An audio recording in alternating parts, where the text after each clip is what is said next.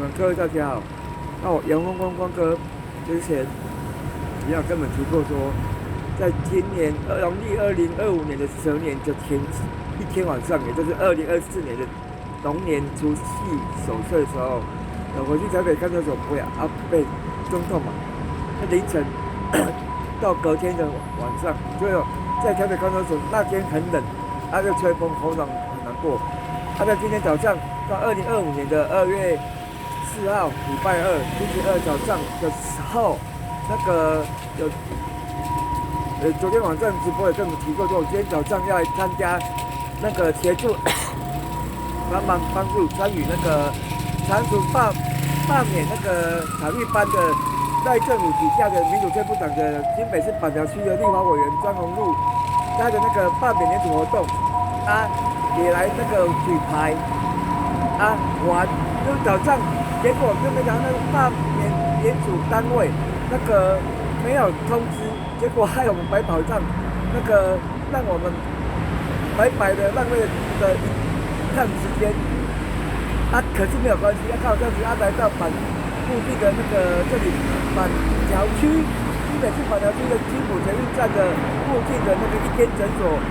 幼诊所。过来看喉咙刚好医生就是那个刚看我的，就那个抽屉给我们大家看一下。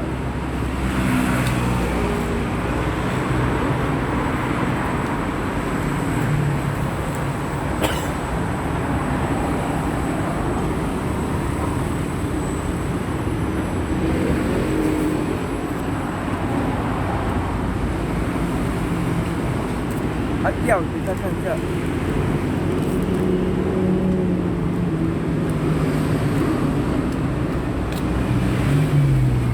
医生开的药是早中晚，没有包括那个睡觉就是开那个持续连续3天的那个持续的那个早中晚的药。还有就是那个加我阳